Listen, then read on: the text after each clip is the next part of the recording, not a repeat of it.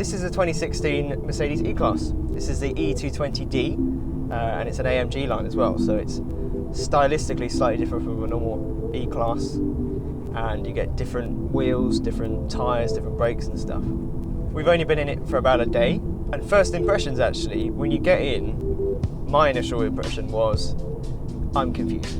I think what they've tried to do with the E-Class is that it is a halfway point between the C-Class and the S-Class. So when you jump in, it's supposed to have some more quality aspects from the S-Class, but be in a car that's the similar size to a C-Class. I really love the screen here, just like 2 feet long in front of me. So to my left, you've got the screen with the sat-nav, where you can go through the car settings, where you can choose a radio station, all that sort of stuff. And then in front of you, you've got miles per gallon, stuff like that, and then your speedo. There are so many buttons in the cabin that at first it's quite a daunting place to sit in. You've got buttons for kind of driver assist on your right hand side, you've got the lights underneath that, you've got the parking brake underneath that. Center console, you've got buttons for the air conditioning, for temperature and stuff like that. Then underneath that you've got a clock, and you've got buttons that decide whether you want telephone, whether you want your radio, whether you want your iPhone or the sat nav. Then here, further back on the center console, you've got the kind of joystick, if you like, and selector pad that chooses everything that is on that top screen. So that main screen in front of you isn't touchscreen, you have to go through all of this little joystick thing down here.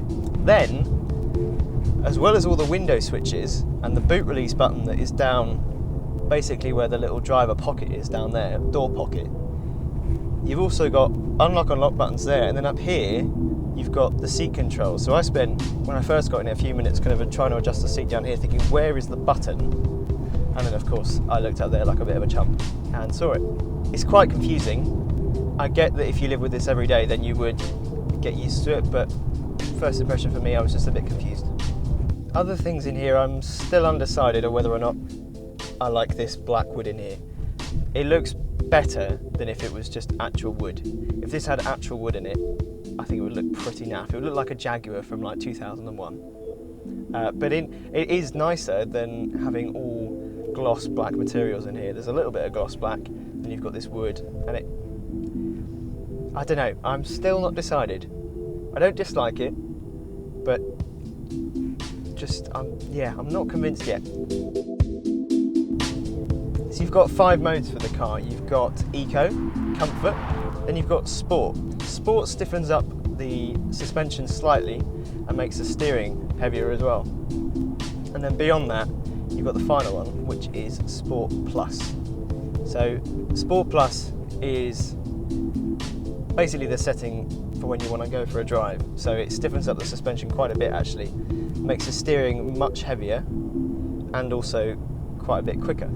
This has got a brand new 2-litre diesel engine with 194 horsepower and 400 newton meters of torque. 0 to 60 is 7.3 seconds and the top speed is 148. And for me, this is the AMG line, so it's designed to be, to look definitely a bit more sporty. It's got bigger wheels, it's got slightly lower profile tyres. Obviously it's not the full AMG, like it hasn't got a turbocharged V8, it's got a diesel engine. A 2-litre diesel engine, it is a brand new diesel engine, so this will get 72 miles to the gallon, which is crazy for a car that's this big and this comfy.